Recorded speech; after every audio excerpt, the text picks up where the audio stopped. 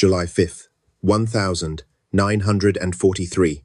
The sun was just beginning to rise over the endless steppes of Kursk. General Hermann Hoth, commander of the 4th Panzer Army, stood in his observation post, binoculars raised, looking out over the most concentrated assembly of armor in human history. He was confident. In fact, the entire German High Command was intoxicated by a specific kind of certainty, a certainty built not on strategy, but on engineering. Hoth wasn't looking at a map of maneuver warfare like Rommel would have in 1940. He was looking at a hammer made of 2,700 tanks and assault guns. And at the tip of this spear was a weapon that German propaganda promised would change the laws of physics on the battlefield. The Panzer VI, the Tiger. To the German generals, the Tiger wasn't just a tank, it was a philosophy. It was the physical embodiment of the idea that superior quality, superior optics, and superior will could overcome any amount of enemy mass. From his position, Hoth believed he held the ultimate trump card. The Tiger I weighed 57 tons. Its frontal armor was 100 millimeters thick, impenetrable to almost anything the Soviets could fire at standard combat ranges. Its 88 millimeters Katyushas gun could decapitate a T-34 from 2 kilometers away, long before the Russian tank could even think about engaging. The calculation in Hoth's mind was simple arithmetic. If one Tiger is worth 10 T-34 seconds, and I have hundreds of these steel monsters, victory is not just possible, it is a mathematical inevitability. But General Hoth was making the same fatal calculation error that would doom the entire Wehrmacht in the East. He was looking at the war through a tactical lens, admiring the specifications of his machines, while his enemy was fighting an industrial war of systems. Hoth saw a battlefield that needed to be conquered by firepower. The Soviets saw a construction site. While Hoth was waiting for the new Tigers to be delivered from the factories in Kassel, the Red Army wasn't building tanks. They were digging. For months, while Hitler delayed the offensive to wait for these invincible weapons, the Soviets had turned the Kursk salient into the most complex engineering project in military history. They didn't just build a defensive line, they built a machine designed to eat tanks. But Hoth couldn't see this. His reconnaissance planes had been blinded by Soviet air superiority and camouflage. He saw the grass, the wheat fields, and the rolling hills. He didn't see that every square meter of that terrain had been transformed into a mathematical grid of death. The general checked his watch. It was time. He gave the order. The ground began to tremble. This wasn't a metaphor. The sheer acoustic energy of hundreds of Maybach engines roaring to life physically shook the earth. The Tigers moved forward, lumbering beasts that looked unstoppable. To the crews inside, safe behind their thick steel walls, this felt like a hunt.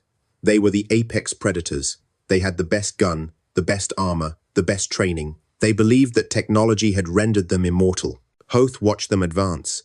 He expected to see the Soviet lines crumble. He expected to see the familiar panic of 1941, where Russian conscripts would flee before the might of the panzers. He expected a breakthrough within hours. He was operating on the logic of the Blitzkrieg lightning war: punch a hole, drive through, encircle. But Blitzkrieg relies on movement, and movement relies on a surface you can drive on. What Hoth didn't realize was that the ground in front of him was no longer earth. It was a weapon. The Soviets had planted over 1 million landmines in the Kursk sector. But these weren't just scattered randomly. They were laid out in high-density belts, specifically calculated to channel the German armor into kill zones. The German general thought he was sending his invincible Tigers into a battle. In reality, he was feeding them into a wood chipper. As the first wave of Tigers rolled into the tall grass, the crews were scanning the horizon for enemy tanks. They were looking for the silhouette of a T-34 or the flash of an anti-tank gun. They were looking at eye level. They should have been looking down. The first explosion didn't sound like a gunshot. It sounded like a hammer striking an anvil the size of a house. The lead Tiger, tank number 321, suddenly lurched violently to the right. A column of black earth and smoke erupted from under its tracks. Hoth lowered his binoculars. A mine. An annoyance, he thought. The Tiger is tough. It can take a hit. But then, a second explosion. Then a third. Across the entire front, the invincible advance simply stopped. It wasn't enemy fire that stopped them. It was physics. A 57-ton tank with a broken track is no longer a predator. It is a 57-ton bunker that cannot move. and a bunker that cannot move is a target. The trap had been sprung, and the general was about to learn a painful lesson. You cannot shoot a minefield with an 88mm gun. The explosion that crippled Tiger 321 was not an isolated incident. It was the opening note of a carefully orchestrated symphony of destruction. General Hoth watched through his binoculars as the invincible wedge of armor began to lose its cohesion. A tank formation relies on momentum. Like a shark, it must keep moving to survive. But out on the steppe, the great steel sharks were thrashing in the dirt. The German engineers had anticipated mines. They were not naive. They had brought mine detectors. They had brought Goliaths, remote-controlled mini-tanks filled with explosives designed to clear paths. But they had calculated for a standard defensive belt. They had prepared for a density of perhaps 500 or 1,000 mines per mile. What they were driving into was an industrial anomaly. The Soviet sappers had not just laid mines, they had carpeted the earth.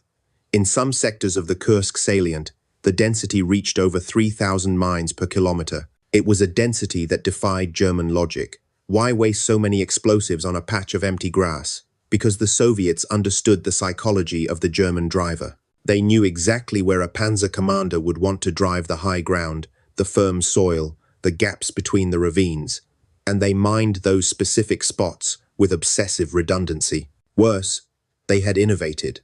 Mixed in with the standard TM-35 metal mines were wooden box mines filled with TNT, simple, crude, and utterly invisible to the electronic mine detectors of the Wehrmacht.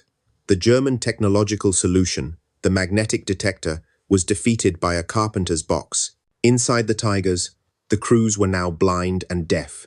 The optics of a Tiger are designed for long-range gunnery, not for spotting a disturbed patch of dirt 3 meters in front of the tracks. The commanders were forced to make a choice: button up and drive blind into the minefield, or open the hatch to spot the danger and risk a sniper's bullet.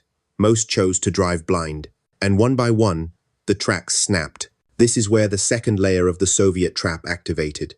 A minefield is not designed to kill a tank, it is designed to stop it. And a stopped tank is the favorite food of the Pakfront. Hoth saw the flashes first. From the tree lines and the camouflaged ridges, the Soviet anti-tank guns opened fire. These weren't lone guns firing desperately. They were battery formations, 10 or 12 guns, controlled by a single commander, all aiming at a single target. They called it fire focus. A Tiger is tough. Its frontal armor could deflect the 76mm shells of the Soviet ZIS-3 guns. But a Tiger sitting motionless in a minefield cannot present its strong front to everyone. The mines had forced the German formation to break apart, to turn, to expose their flanks. The Soviets stripped the armor away from the Tigers, not with a bigger gun, but with geometry. By stopping the tanks, they could maneuver their fire to the sides. The radio channels in Hoth's command post began to fill with panic. It wasn't the panic of men being outfought, it was the frustration of men being dismantled. Commanders were screaming for engineers to clear the lanes, but the engineers couldn't move forward because the infantry was pinned down. And the infantry was pinned down because the tanks couldn't suppress the enemy bunkers. The symbiotic relationship of the combined arms doctrine, tanks protecting infantry, infantry protecting tanks, had been severed by a few buried explosives. The invincible Tiger had been reduced to a static pillbox. It could still shoot, it could still kill, but it could no longer conquer. The 20 minutes that Hoth had allocated for breaking the first line had passed. The first line was still intact, and on the horizon, the dust clouds were rising. The Soviets weren't just sitting and waiting, they were feeding the next layer of the system into the grinder. By mid-morning, General Hoth began to understand the true nature of the beast he was fighting. In Poland, in France, even in the early days of Russia, a defensive line was like a shell. You cracked the hard outer layer, and the soft interior was yours to destroy. Once you were through, you were in the open, running wild in the enemy's rear, cutting supply lines and spreading chaos. But Kursk was not a shell. It was an onion.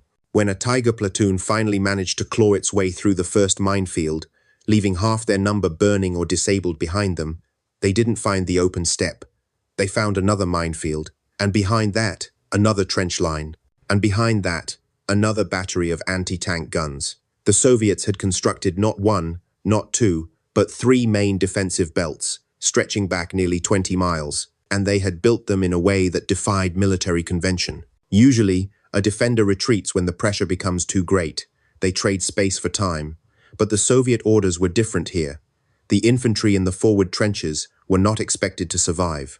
Their job was not to stop the Tigers. Their job was to strip the Tigers of their protection. Their job was to separate the German infantry from the tanks. From inside the Tiger, the German crews felt a creeping sense of claustrophobia. They were technically breaking through, but they were fighting for every meter. The 88mm gun, designed to kill tanks at 2 kilometers, was being forced to fire at individual earth bunkers 50 meters away. It was a gross misuse of an elite weapon. You don't use a sniper rifle to kill a swarm of bees, but that is exactly what the Soviet system forced them to do. And then there was the Pakfront. This was the Soviet answer to the German quality advantage. They knew their individual guns couldn't penetrate the Tiger's front armor, so they stopped trying to fight fair. They linked 10 or 15 anti-tank guns into a single fire control network. They would wait. They would let the Tiger roll past their concealed positions, showing its flank. And then, at the command of a single officer, 15 guns would fire simultaneously at one tank. It was a firing squad. The physics of this were terrifying. Even if the shells didn't penetrate, the sheer kinetic energy of 15 high explosive impacts in a single second would shatter the optics, jam the turret ring, or concuss the crew inside. The Tiger didn't die from a single fatal wound. It died from 1,000 hammer blows. Hoth watched reports coming in of Tigers retreating not because they were destroyed, but because they had simply run out of ammunition fighting ghosts. The German offensive was designed for a sprint. It was burning fuel and shells at a sprinter's pace. But the Soviets had turned the track into a mud pit. Every hour the Germans spent hacking through the onion was an hour the Soviet reserves had to reposition. Hoth was no longer fighting a tactical battle. He was fighting a resource exchange rate, and the exchange rate was bad. He was trading irreplaceable heavy tanks for replaceable landmines and towed guns. He was trading elite crews who had trained for years for conscripts who had trained for weeks. In 1941, this math had worked because the Germans traded effectively. Now, in 1943, the Soviet system had become efficient enough to make the Germans pay a price they couldn't afford. As the sun reached its zenith, the heat inside the steel hulls rose to 50 degrees. The crews were exhausted, deafened, and choked by cordite fumes. They had advanced perhaps 5 kilometers. They were supposed to be at 40, and ahead of them, the ground began to tremble again. Not from their own engines this time, but from the arrival of the Soviet strategic reserves. The hammer was about to meet the anvil. By mid-morning, General Hoth began to understand the true nature of the beast he was fighting. In Poland, in France, even in the early days of Russia, a defensive line was like a shell. You cracked the hard outer layer, and the soft interior was yours to destroy. Once you were through, you were in the open, running wild in the enemy's rear, cutting supply lines and spreading chaos. But Kursk was not a shell, it was an onion. When a Tiger platoon finally managed to claw its way through the first minefield, leaving half their number burning or disabled behind them, they didn't find the open steppe. They found another minefield. And behind that, another trench line. And behind that, another battery of anti-tank guns. The Soviets had constructed not one, not two, but 3 main defensive belts, stretching back nearly 20 miles, and they had built them in a way that defied military convention. Usually, a defender retreats when the pressure becomes too great. They trade space for time. But the Soviet orders were different here. The infantry in the forward trenches were not expected to survive. Their job was not to stop the Tigers. Their job was to strip the Tigers of their protection. Their job was to separate the German infantry from the tanks. From inside the Tiger, the German crews felt a creeping sense of claustrophobia. They were technically breaking through, but they were fighting for every meter. The 88mm gun, designed to kill tanks at 2 kilometers, was being forced to fire at individual earth bunkers 50 meters away. It was a gross misuse of an elite weapon. You don't use a sniper rifle to kill a swarm of bees. But that is exactly what the Soviet system forced them to do. And then there was the Pakfront. This was the Soviet answer to the German quality advantage. They knew their individual guns couldn't penetrate the Tiger's front armor, so they stopped trying to fight fair. They linked 10 or 15 anti-tank guns into a single fire control network. They would wait. They would let the Tiger roll past their concealed positions, showing its flank. And then At the command of a single officer, 15 guns would fire simultaneously at one tank. It was a firing squad. The physics of this were terrifying. Even if the shells didn't penetrate, the sheer kinetic energy of 15 high explosive impacts in a single second would shatter the optics, jam the turret ring, or concuss the crew inside. The Tiger didn't die from a single fatal wound. It died from 1,000 hammer blows. Hoth watched reports coming in of Tigers retreating, not because they were destroyed, but because they had simply run out of ammunition, fighting ghosts. The German offensive was designed for a sprint. It was burning fuel and shells at a sprinter's pace. But the Soviets had turned the track into a mud pit. Every hour the Germans spent hacking through the onion was an hour the Soviet reserves had to reposition. Hoth was no longer fighting a tactical battle. He was fighting a resource exchange rate. And the exchange rate was bad. He was trading irreplaceable heavy tanks for replaceable landmines and towed guns. He was trading elite crews who had trained for years for conscripts who had trained for weeks. In 1941, this math had worked because the Germans traded effectively. Now, in 1943, the Soviet system had become efficient enough to make the Germans pay a price they couldn't afford. As the sun reached its zenith, the heat inside the steel hulls rose to 50 degrees. The crews were exhausted, deafened, and choked by cordite fumes. They had advanced perhaps 5 kilometers. They were supposed to be at 40. And ahead of them, the ground began to tremble again. Not from their own engines this time, but from the arrival of the Soviet strategic reserves. The hammer was about to meet the anvil. By early afternoon, the definition of safe had completely vanished for the Tiger crews. On the drawing boards in Germany, the Tiger was designed to be invulnerable from the front. The engineers had thickened the steel on the bow and the turret face, obsessed with winning the horizontal duel against other tanks. But they had neglected the vertical war. General Hoth looked up. The sky above the Kursk salient was not empty. The Luftwaffe was present, fighting desperately, but they were outnumbered. And slipping through the chaotic dogfights above came a shape that every German tanker had learned to fear. It wasn't a sleek fighter. It was a rugged, ugly, armored beast. The Ilyushin Il-2 the flying tank. The German infantry called it the cement bomber. The Soviets called it the Black Death. It was the most produced military aircraft in history, a testament to the Soviet philosophy of quantity as a quality all its own. While the Tiger was a handcrafted masterpiece of engineering, the Il-2 was a flying tractor, crude, robust, and relentless. It carried PTAB bombs, small, hollow-charge anti-tank bomblets. A single Il-2 could drop hundreds of them in a single pass, covering a swath of ground like a farmer sowing seeds. But these seeds were shaped charges designed to burn through the thin roof armor of a tank. The Tiger's 100mm frontal shield was useless against gravity. Hoth watched as his precious heavy tanks, stalled in the minefields, became sitting ducks for the Sturmovix. A cluster of explosions would engulf a Tiger, and suddenly the invincible machine would go silent, its crew killed by the overpressure or the engine block shattered from above. And then came the sound, a high-pitched, screaming wail that tore at the nerves of even the most hardened veterans. The Katyushas, Stalin's organs. This was not precision artillery. This was area saturation. The Soviet doctrine didn't care about hitting a specific tank. They cared about erasing a grid square. A battery of truck-mounted rocket launchers could unleash tons of high explosives in seconds. The rockets weren't accurate, but they didn't need to be. They created a zone of concussion and shrapnel so intense that it stripped the external equipment off the Tigers. Vision blocks shattered. Radio antennas snapped. Tracks were severed.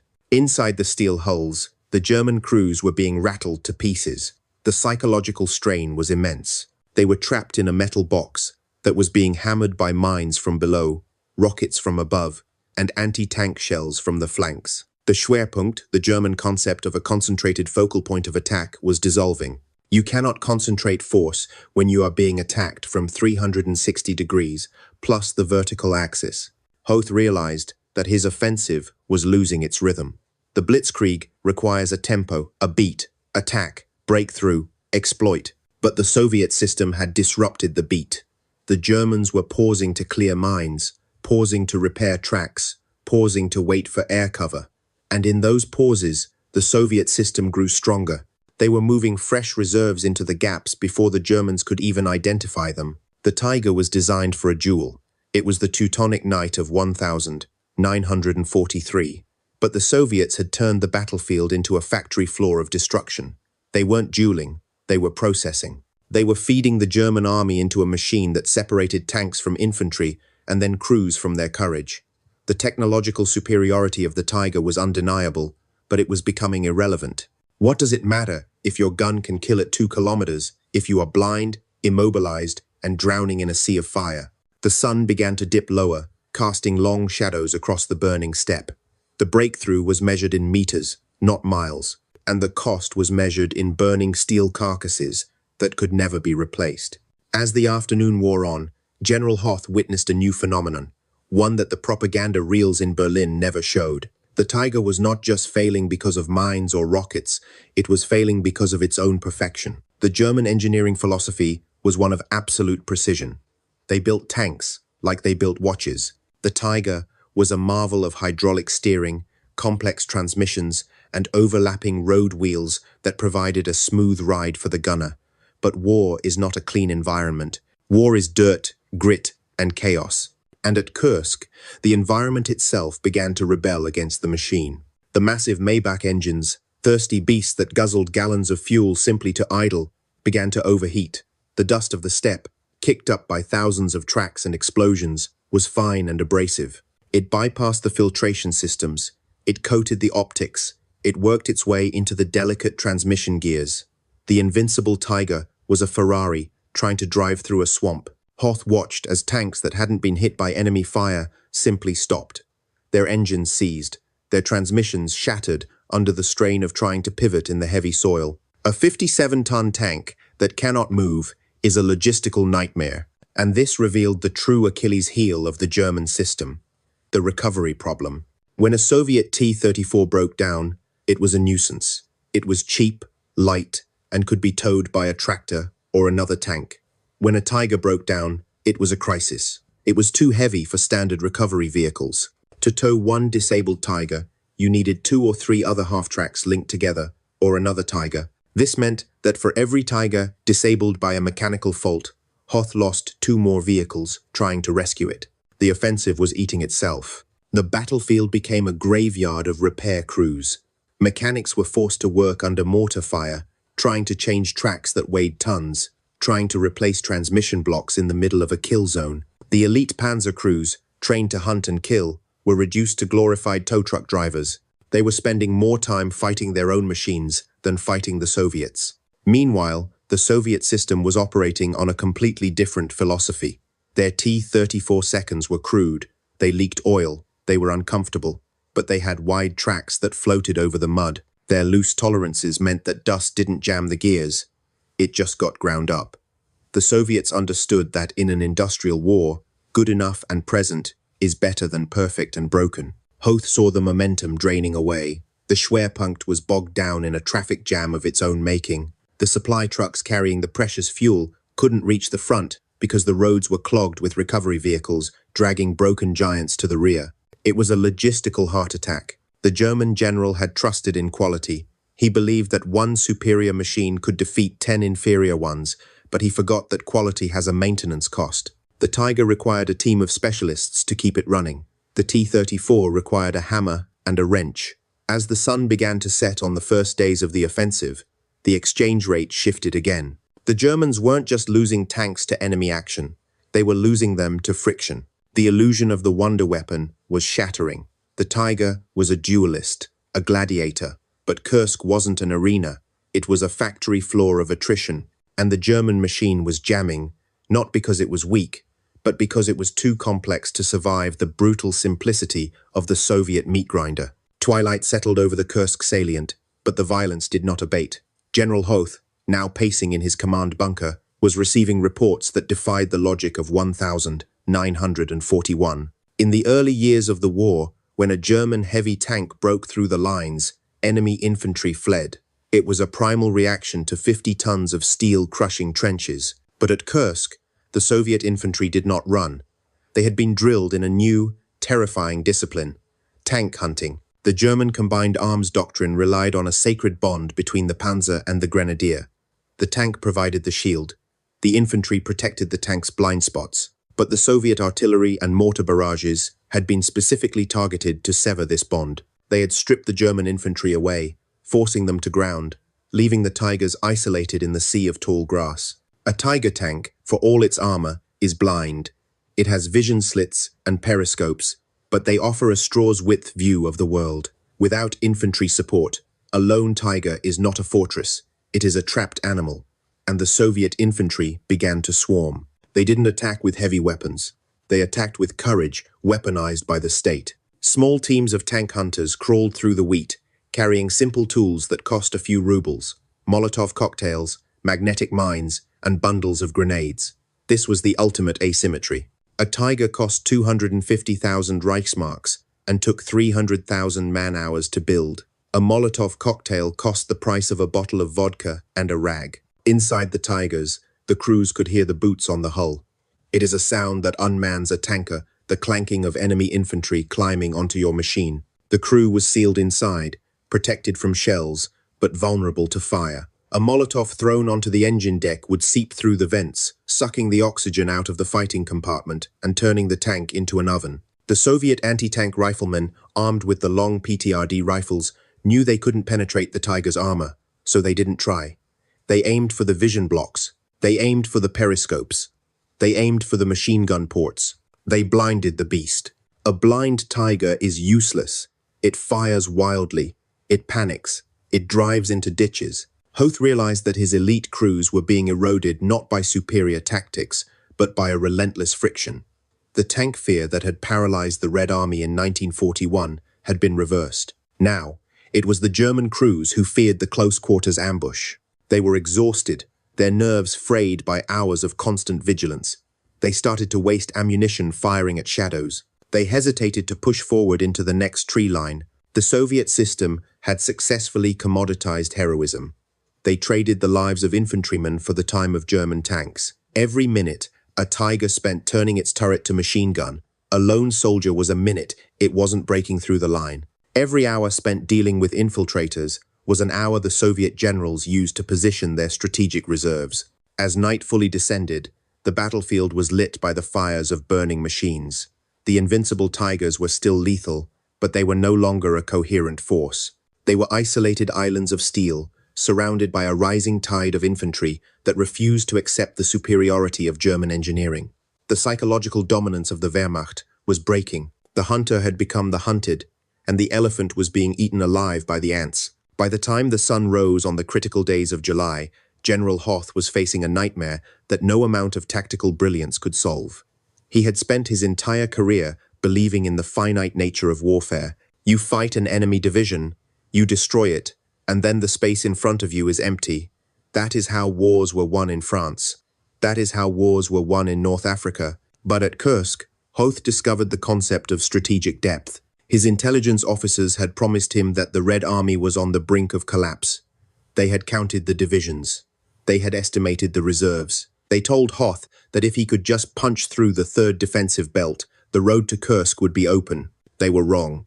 They had missed an entire army group. Hidden behind the front lines, masked by camouflage and strict radio silence, was the steppe front, a strategic reserve force of 500,000 men and 1,500 tanks that the Germans didn't even know existed. As the battered Tigers finally crested the ridge near Prokhorovka, expecting open fields, they saw a dust cloud that spanned the horizon. It wasn't a retreating enemy. It was a tsunami. The 5th Guards Tank Army, under General Rotmistrov, was counterattacking. This was the moment the German military machine broke psychologically. The Tiger crews were exhausted. They had been fighting for days without sleep, living on amphetamines and adrenaline. Their ammunition racks were half empty, their engines were overheating, and now they looked up to see waves of fresh T-34 seconds pouring over the hills like water. The mathematics of this confrontation were horrifying for the Germans. A Tiger tank was superior to a T-34 inches, almost every metric: armor, gun, optics. But a Tiger crew that has been fighting for 72 hours is not operating at 100%. A T-34 crew that has just eaten a hot meal and slept in a rear area is operating at peak efficiency. And the Soviets used their numbers with a ruthless intelligence. General Rotmistrov gave an order that sounded suicidal, but was actually a stroke of genius. Close the distance. He knew that at 2,000 meters, the Tiger was a god. It could kill without being touched. But at 200 meters, at 20 meters, the T-34 seconds charged. They didn't stop to fire. They drove at full speed, straight at the German heavy armor. It was a cavalry charge with diesel engines. Hoth watched in horror as the battlefield descended into a chaotic melee. The long-range advantage of the 88mm gun vanished. The superior German optics were useless in the swirling dust and smoke. When a T-34 rammed a Tiger, physically crashing into it, the German tactical advantage was nullified. The battle became a knife fight in a phone booth. In this chaos, the Tiger's heavy armor didn't matter as much as the T-34's traverse speed. The Soviet tanks swarmed around the flanks, firing into the thinner side armor, sometimes from point-blank range. But the true horror for Hoth wasn't the tactics. It was the replacement rate. When he looked through his binoculars, he saw burning T-34 seconds everywhere. The field was littered with them. Tactical victory? Perhaps. But for every burning T-34, 2 more appeared on the ridge. When a Tiger burned, it was gone forever. Germany could not replace it. The factory in Kassel produced perhaps 25 Tigers a month. The Soviet factories beyond the Urals were producing 1,000 tons, 34 seconds a month. Hoth wasn't fighting an army. He was fighting a birth rate. He was fighting a GDP.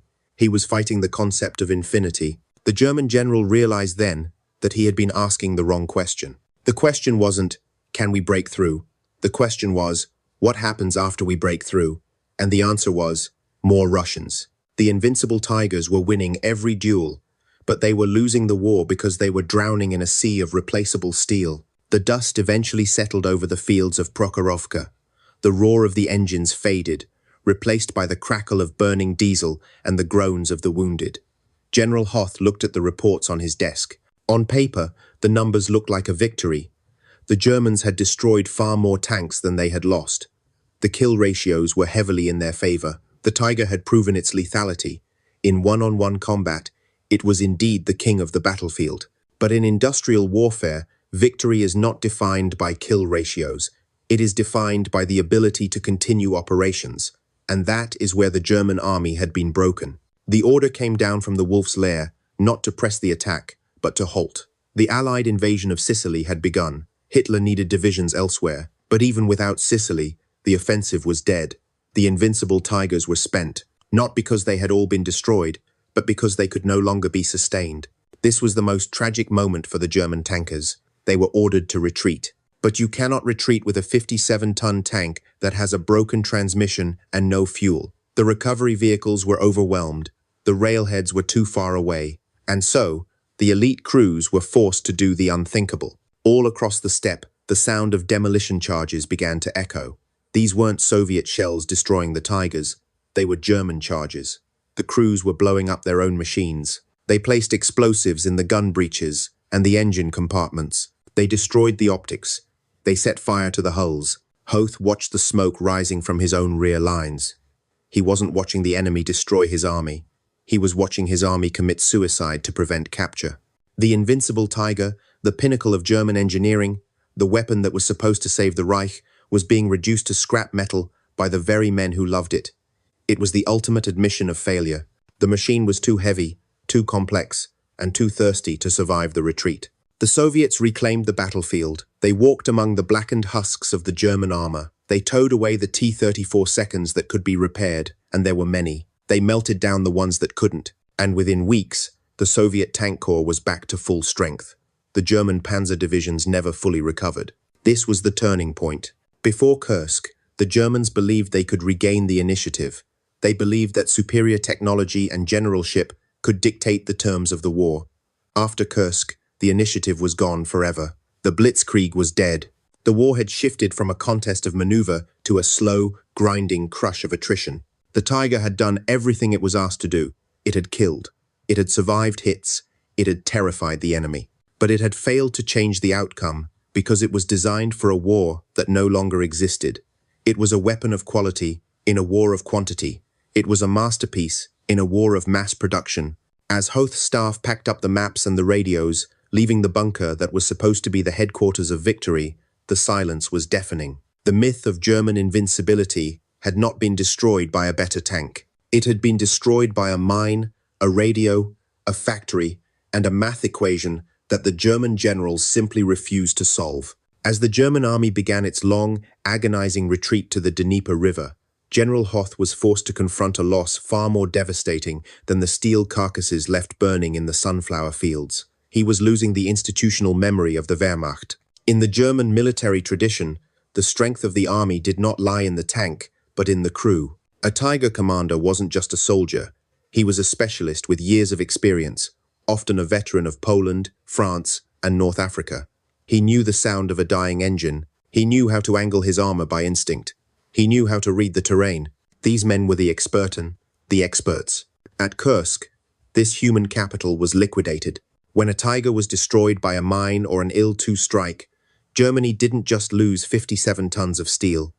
It lost 5 men who could not be replaced. The German training system was meticulous and slow. It took months, sometimes years, to produce a fully qualified panzer crew. The Soviet system, however, was designed for high turnover. They accepted that crews would die. They designed their tanks to be simple enough for a tractor driver to learn in a week. Hoth watched the replacement manifests. The new crews arriving were different. They were younger. They were rushed. They had been trained on wood gas mock-ups because there was no fuel for training. They didn't know how to repair the complex transmission of a Tiger. They didn't have the fingertip feeling for the battlefield. This was the invisible casualty of industrial warfare. The machines could technically be replaced, though slowly, but the software, the human skill that made the Wehrmacht lethal, was gone. The Panzerwaffe, as an elite force, died at Kursk. From this point on, the German army was fighting with a broken spine. The strategic consequences were immediate. Without the veteran corps to hold the line, the cohesion of the units crumbled. The retreat from Kursk wasn't an organized withdrawal. It was a hemorrhage. The Soviet deep battle doctrine kicked into high gear. They didn't just push the Germans back. They flowed around them. They used their massive superiority in trucks supplied by the Americans to outrun the retreating panzers. Hoth realized that he was no longer playing a game of chess. He was trying to stop a flood with a bucket. The psychological impact on the high command was absolute. For the first time, Hitler and his generals had to admit that they could not dictate the location of the battle. They were now purely reactive. They would go where the Soviets decided to attack. They had lost the initiative, that magical quality that allows an army to act rather than react. The invincible Tiger had become a burden. In the retreat, every bridge had to be checked to see if it could hold 60 tons. Most couldn't, so the Tigers had to find fords or travel miles out of their way, burning precious fuel they didn't have. Many were simply abandoned by the side of the road, perfectly intact, but completely useless. Monuments to an engineering philosophy that had failed to understand the reality of logistics. The world had changed. The era of the ace, the solitary hero in a superior machine, was over. The era of the system, the faceless, relentless, average mass, had begun. The Tiger won the battles, but the T-34 won the war, not because it was better, but because it was there, and it kept coming. As the smoke finally cleared over the blackened steppe of Kursk, the wreckage told a story that would define the next century of warfare. The German generals, men like Hoth and Manstein, had played their hand perfectly according to the rules they knew. They had the better tanks, they had the better crews, they had the higher kill ratios. By every tactical metric of the 19th and early 20th centuries, they should have won. But on the morning of July 5th, 1943, they didn't march into a battle, they marched into a paradigm shift. The destruction of the Tiger battalions was not an accident. It was the inevitable result of a clash between two opposing philosophies. The German philosophy was romantic. It believed in the Übermensch, the superior individual. It believed in the Wunderwaffe, the wonder weapon. It believed that a single knight in shining armor, or 100 millimeters of steel, could turn the tide of history through sheer will and excellence. The Tiger was the physical manifestation of this belief, handcrafted, over-engineered, and magnificent. The Soviet philosophy was industrial. It was cold, mathematical, and utterly devoid of romance. It didn't care about the individual tank or the individual soldier. It viewed the army as a single, massive organism. If a T-34 died, it was a cell dying in a body that was constantly regenerating.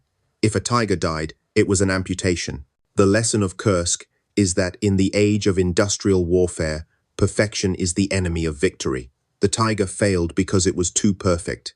It required high-octane fuel that Germany didn't have. It required rail bridges that didn't exist. It required maintenance intervals that combat didn't allow. It was a weapon designed for laboratory conditions, released into a slaughterhouse. The Soviet mines that crippled the Tigers in the first 20 minutes were not high-tech weapons.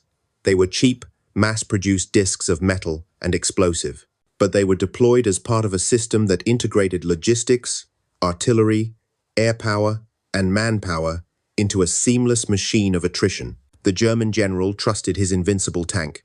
The Soviet general trusted his solvable math equation. When we look back at the Battle of Kursk, we are witnessing the death of the heroic age of warfare and the birth of the managerial age. The era of the general, who leads from the front, was over. The era of the engineer, the logistician, and the factory manager had begun. Germany lost not because they lacked courage or skill, but because they tried to fight a system with a duelist.